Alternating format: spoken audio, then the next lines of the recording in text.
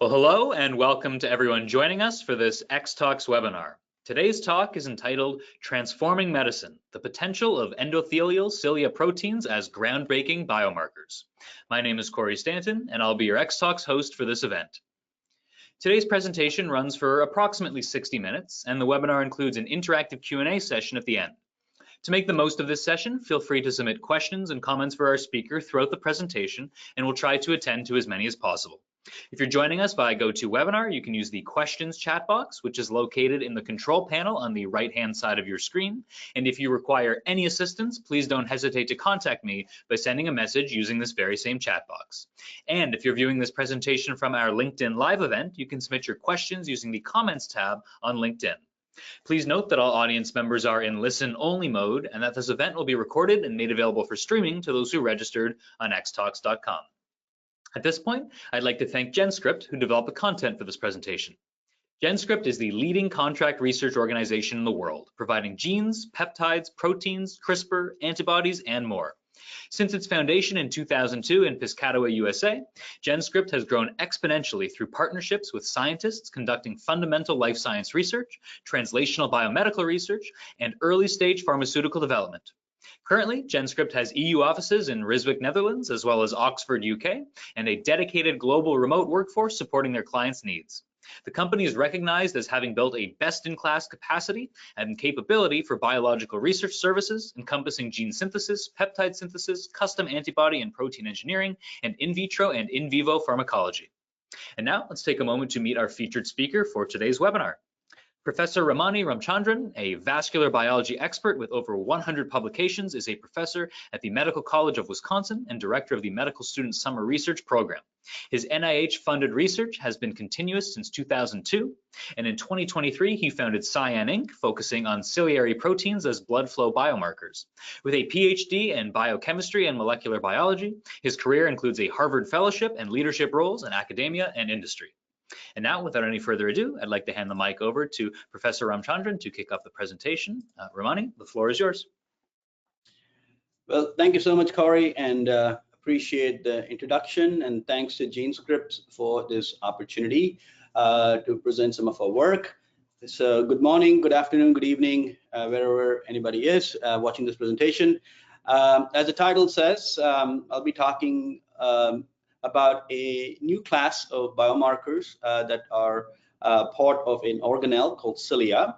So my day job is I'm a professor at the Medical College of Wisconsin, and based on this work, I formulated this company, and that's my disclosure. That is the next slide, which is we founded this company, which is involved in developing vascular biomarkers for brain injury, and the company is called CIAN Incorporated. So for those of you not familiar with this organelle, it's cilium is singular and cilia is plural, and these is essentially a hair-like organelle that's found in cells, and it's shown here on the electron micrograph on the right. It's present in most cells in the body, but our focus today is on the endothelial cells that line the vasculature or the vessels in the body. They can be in two flavors, motile as well as non-motile, and they are primarily made up of microtubules. So some basics about cilium. So the primary cilium, which most in the audience probably know, they are non-motile in nature.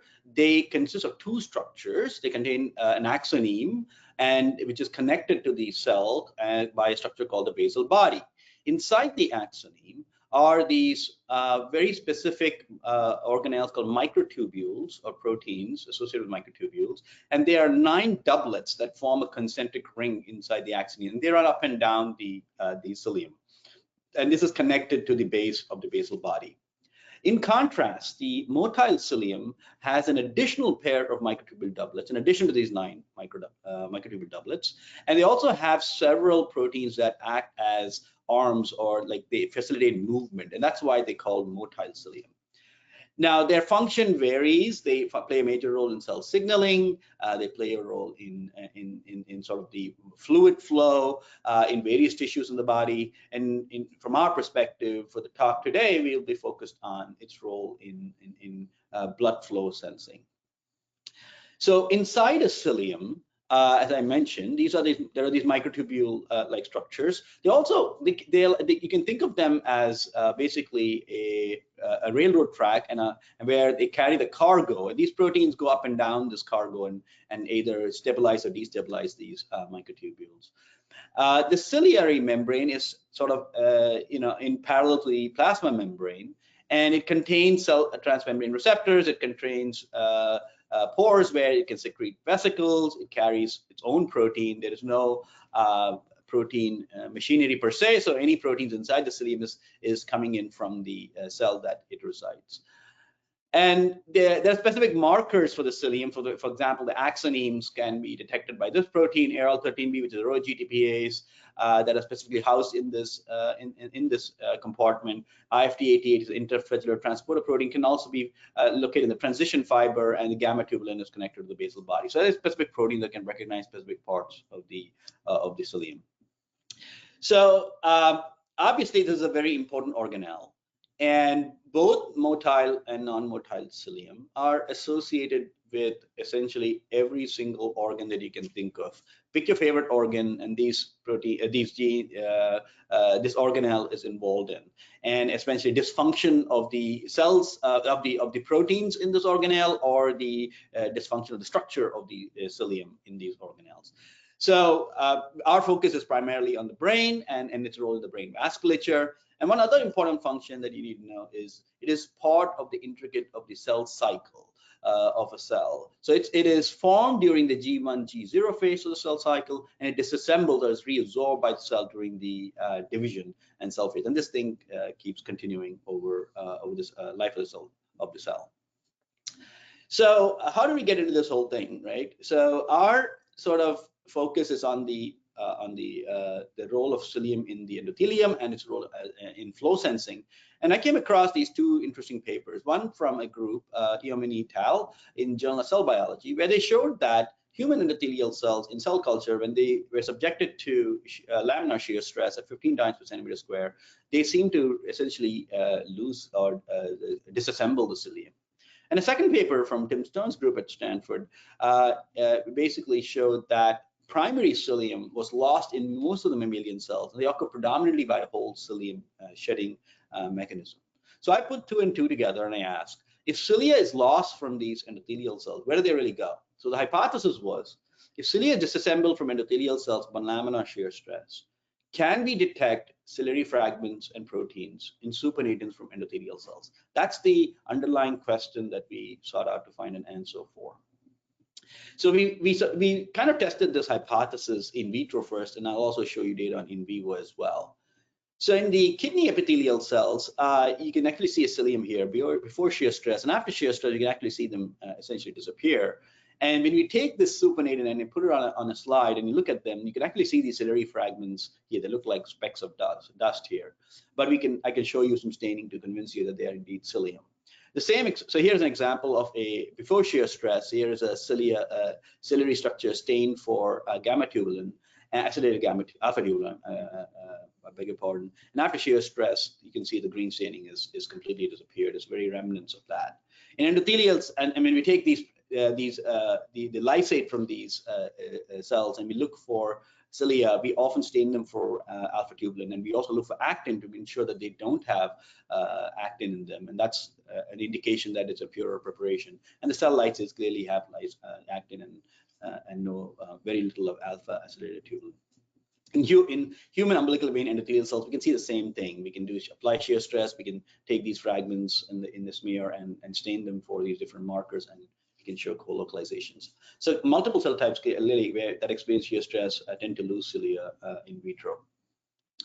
So what about brain microvascular endothelial cells?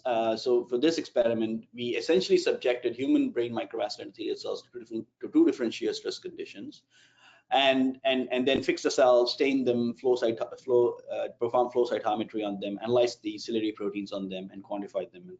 And these are shown in this graph here. So the first graph A basically shows you that when you apply shear stress, a control protein called ALK1 goes up, and in our experiments they do go up at 4 and 10 times per centimeter square. And then these various ciliary proteins, IFT88, AL13B, gamma tubulin, inverse, all of them seem to decrease in expression on these cells. So what about in vivo? So our lab is very well known for using zebrafish as a model. These are fish from India. They're transparent, and you can easily study the vasculature. And we actually have a transgenic line in the lab where we have crossed a vascular promoter driving mCherry red protein along with a beta-actin promoter driving AL13B GFP, which we procured from a collaborator in Toronto. So you can actually see the red vessels here with the green cilia coming out of them. And so when you take these fish, we essentially subject them to a temperature treatment where you can normally fish grow at around 28 degrees Celsius. So if we just bump it up to 32 degrees Celsius, what happens is the blood flow increases and you can increase shear stress that way. So we did that, and then we removed the outer coat of the embryo, and we harvested the embryo, sort of made single cell suspension, and analyzed the protein markers by FACS, like I showed in the in vitro experiment. So again, we looked for a positive control gene called KLF4, and it went up as we expected. And then we looked at various proteins in endothelial cells. These are these red cells with green cilia on them. And we noticed that most of these proteins were down in the experimental group which was subjected to shear stress. This was also observed in non-endothelial cells. It's not an exclusive endothelial cell phenomenon. We observed that in other cell types as well. And so our conclusion here is that the shear stress causes endothelial cells to express fewer cilia proteins, an effect that is not endothelial cell exclusive.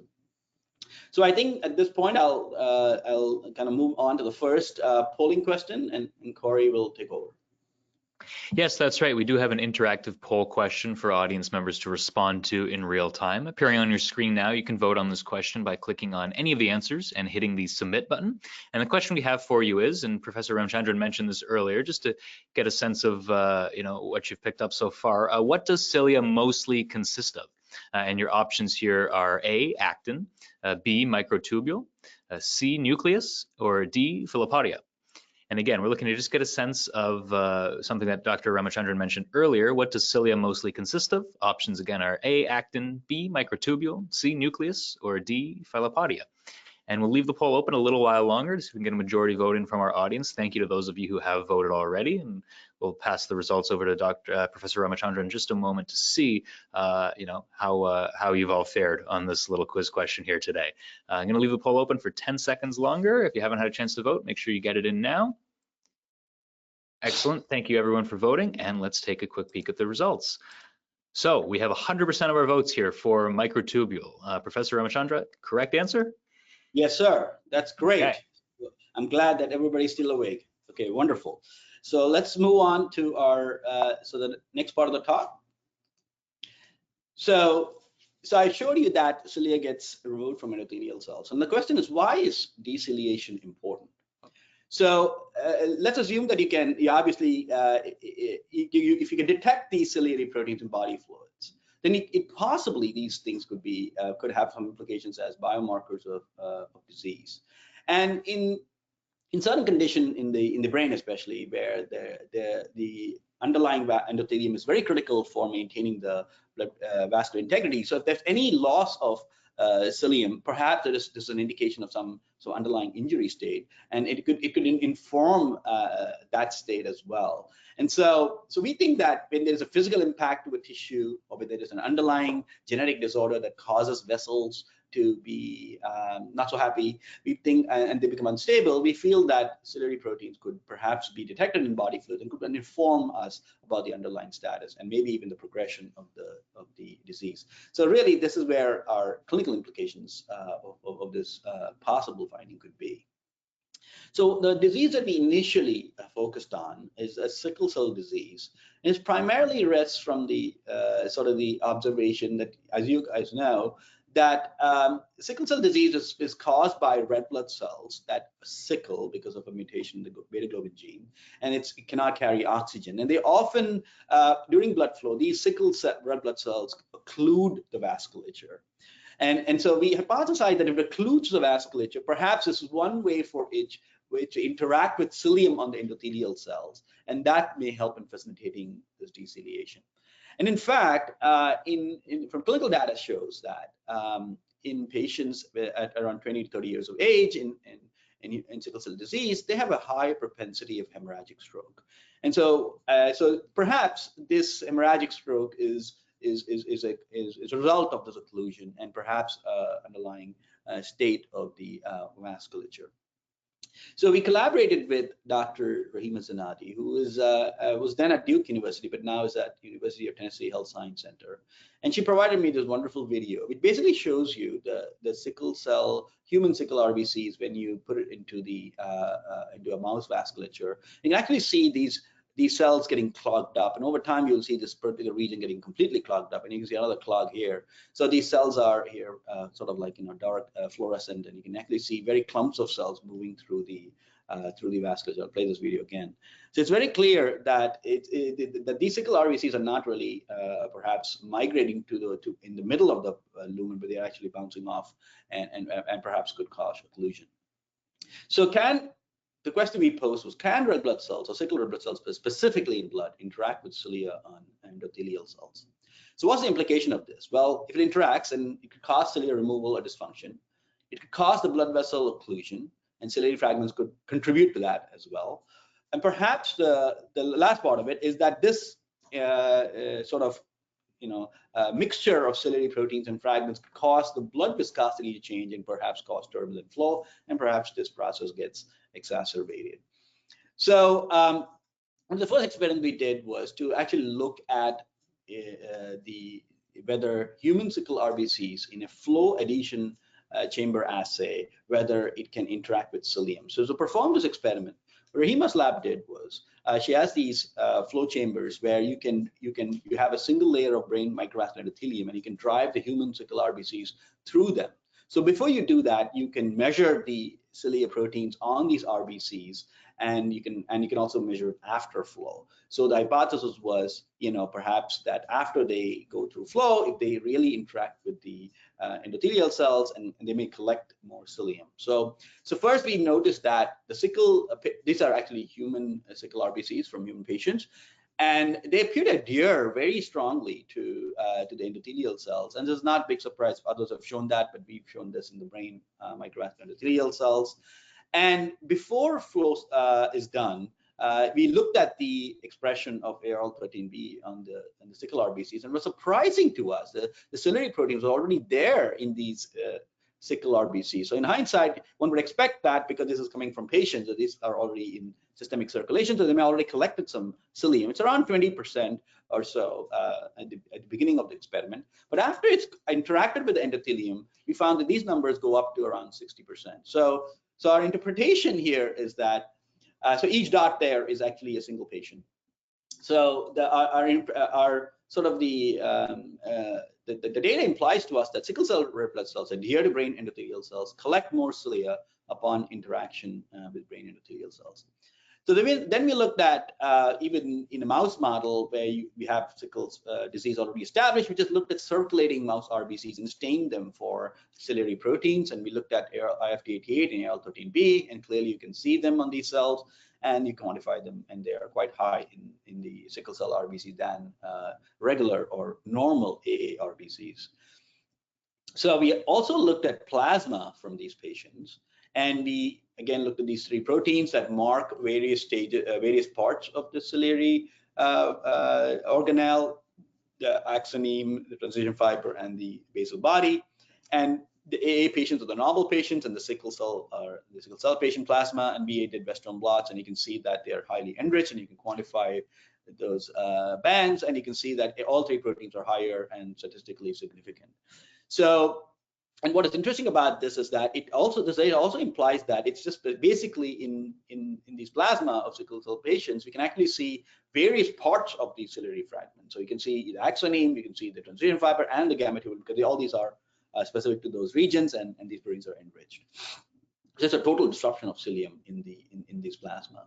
So what is the mechanism of deciliation? I'm not going to show you a lot of data on this, but just tell you in a nutshell that what we found is that when sickle cell RBCs interact with endothelium, the deciliation induces a reactive oxygen species in these cells. And when we block the reactive oxygen species with NOx inhibitors, you can restore ciliogenesis, and you can actually, in turn, have red blood cells with fewer cilium because they are unable to sort of interact, or the membrane gets rigid, or whatever the case may be. So we think that reactive oxygen species is one way by which deciliation occurs when red blood cells interact with cilium on endothelial cells. So what have I told you so far? Well, I've told you so far that shear stress, when you increase it in vitro, can cause deciliation and reduce expression of ciliary proteins in epithelial cells and brain endothelial cells. I've shown you that in vivo in zebrafish, when you increase shear stress, you can cause endothelial cells in the zebrafish to have fewer ciliary protein expression. And in a clinical conditions, such as sickle cell disease, I've shown you that sickle RBCs, I showed you the mouse data, I didn't show you the human data, we have data on that too. They carry cilium. And I showed you that human RBCs, sickle RBCs, post-interaction with brain endothelial cells collect more cilia. And finally, I showed you in plasma from these patients, ciliary proteins are enriched compared to normal subjects' plasma. So some of this work is in this paper, JCI Insight, and I've created a podcast. So anybody who's interested in hearing about some of these can please feel free to click on this link. And I also recently created an article in Scientia, which basically talks about cilia's role beyond blood flow and its role in blood vessel vitality. And so these are sort of additional tools for you to get a better understanding of cilia's role in the vasculature. So I'm going to pivot a little bit and move to a second condition that we started to apply our concepts to, and that is traumatic brain injury. And this was in collaboration with Dr. Kevin Rarick, an assistant professor in the Department of Pediatrics at Medical College of Wisconsin. And so he runs a very active program on using mouse as a model for studying TBI. TBI is defined as a damage to the brain tissue resulting from an external mechanical force. The incidence of TBI is 1.7 million, resulting in around 52,000 deaths a year. The causes are structural, primary, short-term, and functional, long-term memory deficits, sleep disorders, and what have you. It's a lot. And so this particular condition needs biomarkers. There are a couple of biomarkers in the market, GFAP and UCHL1, and they have a narrow indication of use. And so there are clearly needs for other indications in traumatic brain injury for biomarkers as well. So we used a controlled cortical impact model where we apply air pressure to the specific regions in the cortex and the brain, and it's a closed skull model. So it's not an open skull, it's a closed skull model, and we can actually see the region where we impacted, as shown here with this sort of this hemorrhage area in the impacted side. And this, so in a given brain, you can study both the impacted side as well as a non-impacted side. So one of the first things Kevin's group looked at was whether there was flow altered in these brains after they underwent impact. It has been known in the literature that that is the case. However, we wanted to sort of validate that in our model.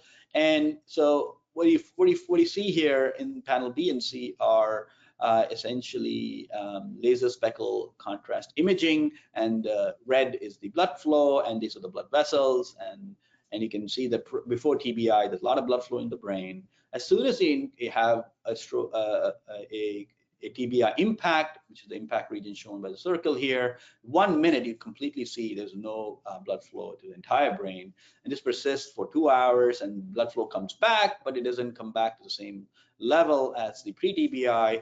And if you leave these brains for like days to even 7 days, the blood flow comes back, but it's a very hyperemic flow, and you can see it's much more different than a pre-TBI. So there is a continuous disruption of blood flow in these brains. So I hypothesize that if that's the case, then perhaps ciliary proteins could be informative to the underlying state of the brain vasculature.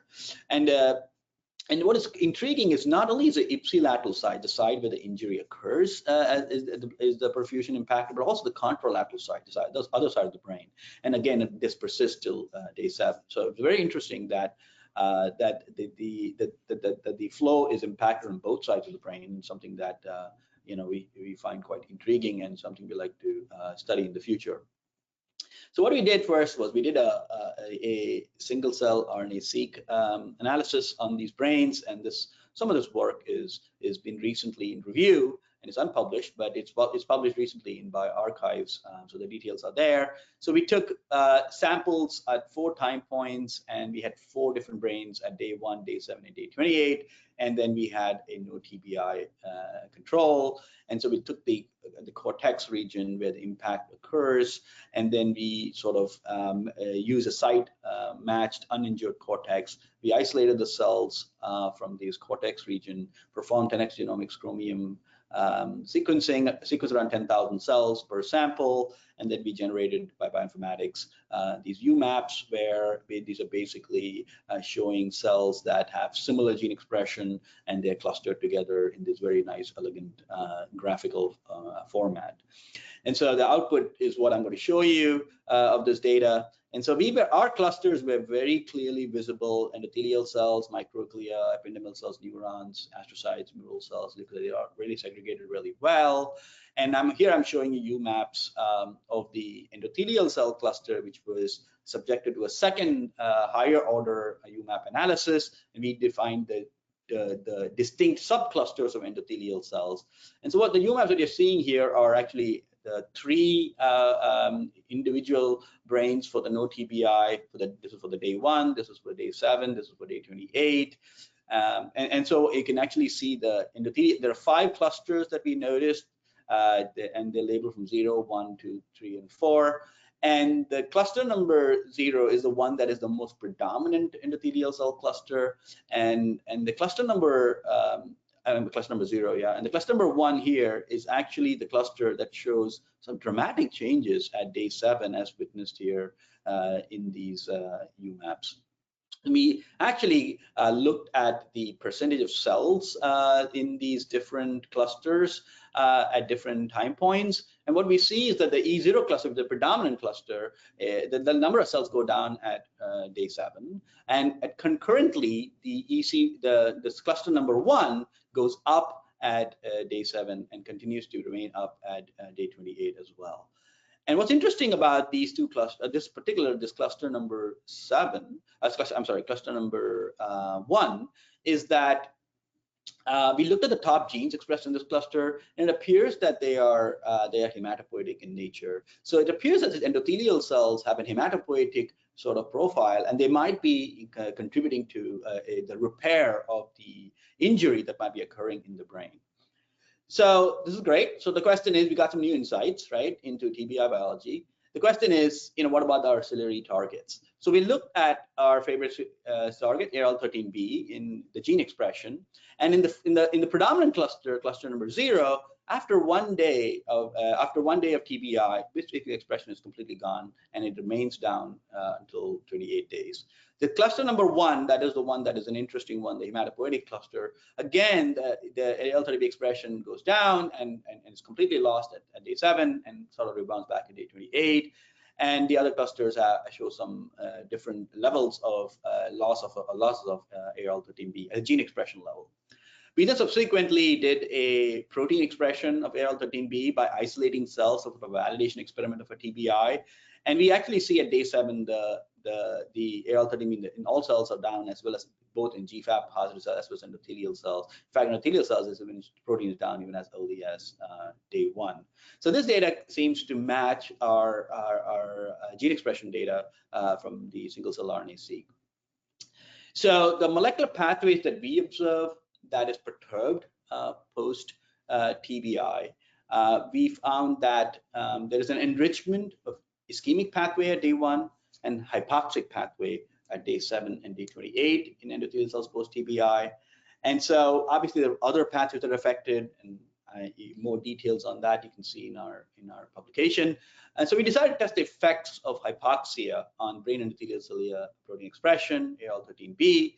So we took human brain microvascular endothelial cells, subjected to hypoxia. When you do that, you can see that HIF and alpha protein level goes up, which is a a positive control for hypoxia, and the cilia protein L13B goes down. When we subject these hypoxic cells back to normoxia, what's interesting is that the hypoxia, if an alpha goes down and the cilia protein goes back up. So it's like almost like these proteins are responding to the oxygen levels that they're encountering in the cells, in endothelial cells. So this takes me to our second polling question, and I'll hand it over to Corey again. Yes, that's right. We do have another interactive poll question for our audience. This time, the question we have for you is, which vascular flow-related conditions in this talk has cilia been implicated in? And your options are A, sickle cell disease and cancer, B, traumatic brain injury and cancer, C, sickle cell disease and traumatic brain injury, or D, cancer and traumatic brain injury. A little bit trickier than our first question, but we'll see if we can get a majority audience voting and see if we can get another 100% correct as we did last time. Again, we're just looking to get the response to which vascular flow related conditions in this talk has cilia been implicated in. And once more, those options are sickle cell disease and cancer, traumatic brain injury and cancer, sickle cell disease and traumatic brain injury, or cancer and traumatic brain injury. Thank you to our audience members who have already voted. I'll leave the poll open a little while longer so you can get a majority vote in. Once more, just testing your knowledge and your attention of the presentation here. During Professor Ramchandran's talk, he did mention two conditions, vascular flow related conditions that cilia has been implicated in. And once more, those options are sickle cell disease and cancer, traumatic brain injury and cancer, sickle cell disease and traumatic brain injury, or cancer and traumatic brain injury.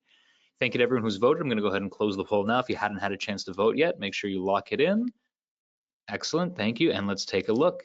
We do have another 100% vote this time, all for option C, sickle cell disease and traumatic brain injury. Professor, correct answer? That is correct. So excellent. I am very glad to hear that people are continuing to follow the presentation. Wonderful. Thank you for that response, and I will move on to the next part of this presentation, which is the implications of this work. What does all this really mean? Right. So we think that, although I only showed you plasma and I showed you blood cells, we find that cilia proteins are found in different kinds of body fluids and in cells in circulation. So this opens up, like, for example, cerebrospinal fluid is one place that we looked at, and we clearly find these proteins as well and enrich.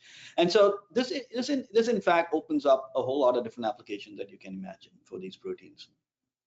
We also believe that these proteins have the potential to inform the underlying health status of the vasculature in disease, especially as it relates to, in the example of sickle cell disease. We think that if ciliary proteins are lost from endothelial cells, we believe that those endothelial cells lose their ability to form junctions and perhaps make the vasculature leaky or prone to be leaky, and therefore maybe even force the events of hemorrhagic stroke that might soon come about down the road. So it's probably prognosticating the health status that is to come. And finally, so that's where we feel that this work is heading, is that we think that these proteins could be diagnostic in nature or prognostic in nature for vascular health. And in some conditions where treatments are being done, we think that these proteins might influence whether the treatment is effective, and so maybe it will even guide efficacy of treatment as well. So what are the challenges with this technology? Well, the challenges are, right now, the clinical outcome data, correlation data is still developing. We are actively working on that for both sickle cell disease and traumatic brain injury. The other challenge that is definitely relevant is that they have, as you know, as at the beginning of my talk, I said cilia are found in many cells of the body. So the question would be, where, if the cilia proteins are found in circulation, where are they coming from? Which cell type is affected? And so that might be a challenge to establish, but I feel that there are clues in that as well. And so I think this is a part of any new evolving field, and we are at the 1.0 phase of ciliary proteins and biomarkers. So I think as we develop more knowledge, I think some of these questions will get answered. So now let me pivot a little bit and talk to you about my involvement with GenScript and how I benefited from their grant mechanism that they that is shown here in the slide, and there's a QR code. And I'm happy to note that this GenScript grant mechanism, which we were selected for funding, is now going to be continued for the next year, for 2025. So anybody in the audience who's listening to this, I encourage you to apply. We applied, we were selected. We approached this company for synthesizing the gene targets, which they did very prompto, and then we are working with them actively to express these genes in mammalian systems. Because our interest is in making these proteins in mammalian systems and compared to bacteria and other models. And they have a host of experience in 293 and CHO cell expression, which I'm sure the GenScript folks can advise you on. So the QR code is here. You can look into the mechanism. So we have essentially given out a couple of our proteins to them to generate, and I'm just showing you some Western blots to show you that the proteins were generated by Westerns. You can see these were human proteins, and as well as they were histagged, and so you can see that these proteins are very large, and when you reduce them with SDS, you can see the bands appearing clearly. But the really proof of the pudding is in the SDS page. You can show things on Western blot, but ultimately we want to see proteins expressed at high levels, and clearly they were able to observe that as well. And so I'm encouraged that these proteins can be made in mammalian cells, and ciliary proteins are not easy to generate, and I think they have accomplished that. And further, they provide you with a very detailed certificate of analysis. They tell you how it's shipped and amounts, and so we are in the scale-up phase, and we are always trying to make these protocols better, and they're very interactive in this process. I'm being very pleased with that. And some of the benefits that I find is that this grant mechanism is an awesome way to procure some feasibility data for the company and for other endeavors. Some of you may have your own targets that you may be interested in, and perhaps you want to use this mechanism. Obviously, you would have to use the GenScript services with the money that's provided by the company. They are very efficient at troubleshooting, and they closely work with you and your team. For me, the deliverable time has been quick, and the team is highly flexible. Within 2 weeks, I got some of this data, and in some cases, probably a month. But to me, it's a big plus, and they provide you constant reminders, and they actually listen to a lot of your suggestions, and they're actively involved in this process. I feel I'm appreciative of GenScript's efforts in that, and we've highly benefited from this interaction. So this comes to the sort of the important part of the talk, where I want to thank the team, Cilia. And so this whole work really initiated from a R61, R33 grant mechanism at the NIH. We are part of the Trans-Agency Blood-Brain Interface Program. 9 groups in the country were selected. We were one of them. And Dr. Nali from Chapman University, Dr. Palachek from University of Wisconsin-Madison, Dr. Pan from MCW, Dr. Rarick from MCW, and Dr. Zanati, formerly at Duke, but now at University of Tennessee Health Science Center, are the PIs on the application. Dr. Nali is an expert in cilia biology from a sort of cilia imaging perspective. Dr. Palachek is an expert in pluripotent stem cell technology, and he's working on the neurovascular unit and blood-brain barrier models and the role of cilia in them. Dr. Pan is a biostatistician who's helped us with our analysis of our data. Dr. Rarick, I already told you about his TBI expertise, and Dr. Zanati is a sickle cell biologist. So this team really worked on some of the core concepts of this technology, and then my lab members, Dr. Gupta, Dr. Prabhudesai, and Dr. Karthikeyan Tirignaganam, each one of them have contributed immensely. Dr. Gupta is a flow cytometry expert, Dr. Shibangi is a zebrafish expert, and Dr. Tirignaganam is a biochemist and a cell biology expert, and he's contributed that. And lastly, Dr. Muhyiddin, who was a sort of postdoc at that time, Dr. Nali, now a faculty at California North State University. He works in ciliary proteomics and identified a lot of interesting targets in cilia that we are pursuing as well. And so with that, I'll leave you with my contact information. I also want to thank the NINDS for the funding our the company phase 1 grant for the company, which we just received for developing biomarkers for brain injury based on the cilia concept. So here's my contact information, and I'm happy to answer any questions you may have, and I'm handing it over to Corey. Excellent. Thank you so much, Ramani, for that really insightful presentation. We are now ready to begin the Q&A portion of the event. And as we do so, I invite the audience to continue sending their questions or comments. Just a reminder, if you're attending via GoToWebinar, please use the questions chat box. And for those of you watching on LinkedIn Live events, feel free to post your questions using the comments tab. I'm going to go ahead and put Professor Ramchandran's email address back up on screen there as well. As you mentioned, if you'd like to reach out after the webinar as well, feel free to keep the conversation going after today. We have already received some questions from the audience, so I'm going to go ahead and kick off with the first, and we'll see how many we can get through with the time that we have left. But again, rest assured, we'll have a chance to follow up after the webinar itself. This first question that's coming from the audience, this audience member is asking about how cerebral blood flow and blood-brain barrier dysfunctions are also early findings in neurodegenerative disorders. And this audience member was wondering if there's any plans to investigate flow or cilia in these progressive diseases. Yes, it's a great question. Thank you for that.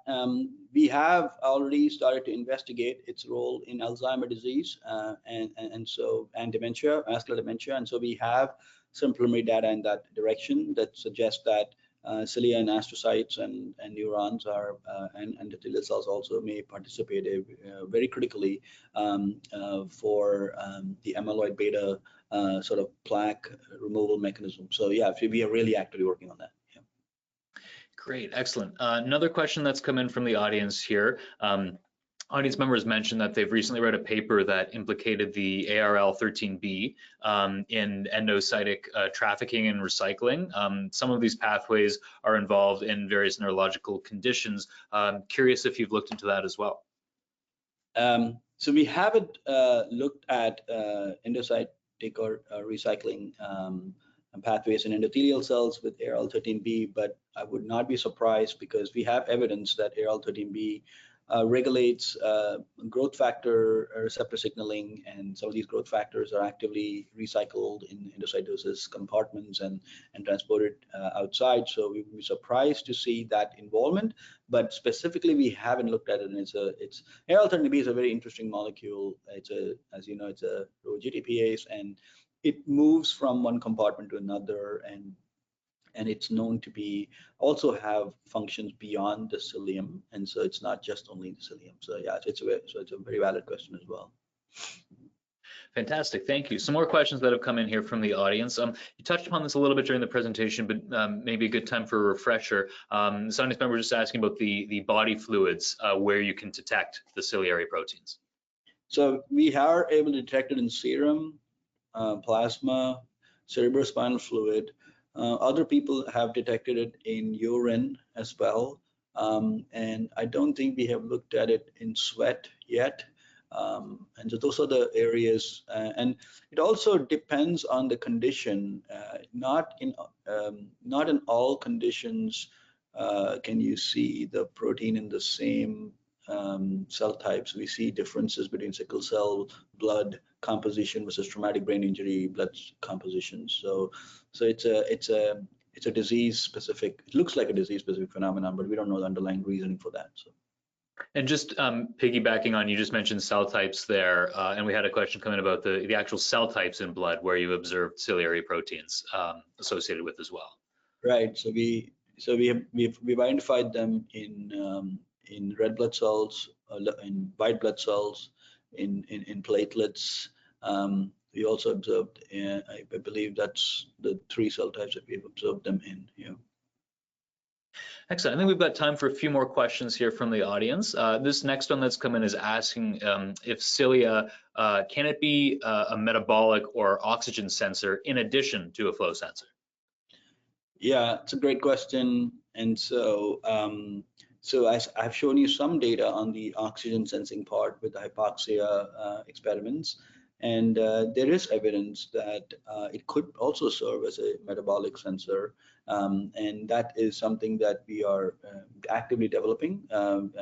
But it is because these proteins are associated with the cell cycle and with various processes that are involved in flow-related metabolic needs, we wouldn't be surprised if it plays a major role in metabolism as well. So. Excellent. Another question that's come in here is asking, and I think this is an interesting question, what happens to these actual circulating ciliary proteins in terms of an immune response? Right. So, yeah, so, there is, based on some of our traumatic brain injury work and sickle cell, as single cell work, we think that as the endothelial cells are changing, there's a repair component to it. So whether ciliary protein facilitate the tracking of immune cells to the brain to help in repair is an open question. And so these are things that there is very, very preliminary indications that repair may be a critical part of this process.